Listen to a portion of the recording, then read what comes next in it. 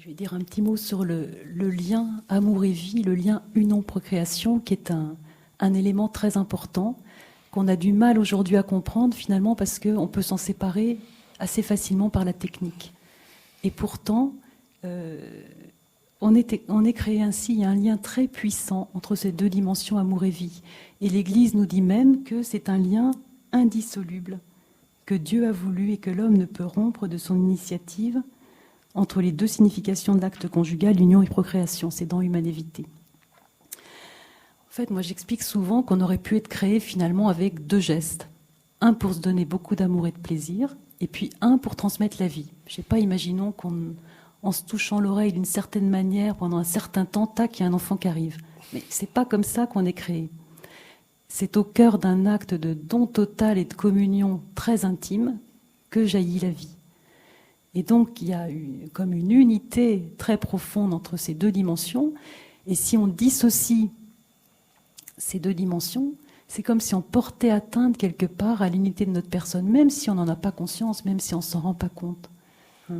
Mais il y a quelque chose qui se passe au-delà de notre perception sensible, en fait. Et Jean-Paul II disait qu'on altère quelque part la vérité de l'acte conjugal. Le don des conjoints, finalement, est plus un don total, puisqu'il est comme amputé de la dimension de procréation. Et d'ailleurs, c'est la même dissociation qu'il y a dans l'assistance médicale à la procréation. Et c'est encore moins bien compris par les couples, surtout tous les couples qui sont en souffrance, qui n'arrivent pas à avoir d'enfants, ne comprennent pas pourquoi il faut... Cette dissociation, c'est pas ce qui est la bonne voie, quoi.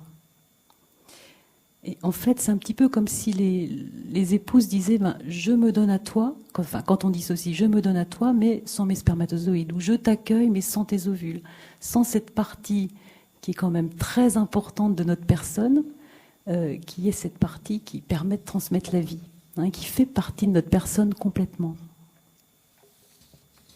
Et nous sommes invités au don total à travers nos corps, dans la sexualité, qui ne se réserve rien, qui se donne totalement, y compris dans cette dimension de fertilité.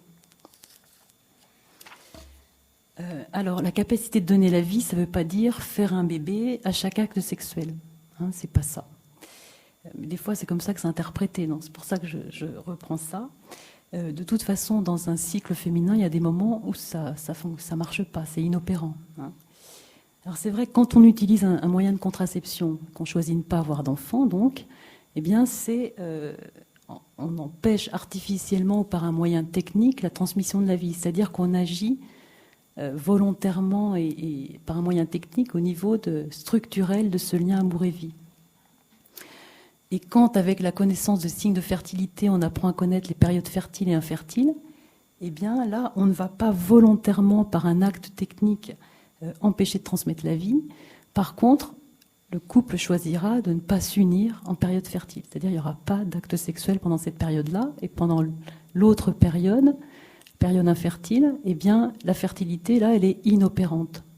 Donc, il n'y a pas c'est pas un acte technique volontaire qui va intervenir au niveau de cette structure de communion entre l'amour et la vie.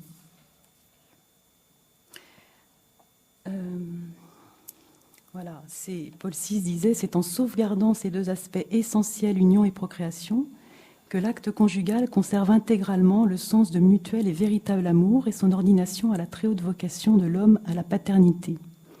Et ce qui est important, il poursuit en disant, nous pensons que les hommes de notre temps sont particulièrement en mesure de comprendre le caractère profondément raisonnable et humain de ce principe fondamental. Malheureusement, tout le monde n'a pas compris. Pourtant, on était invité à cela.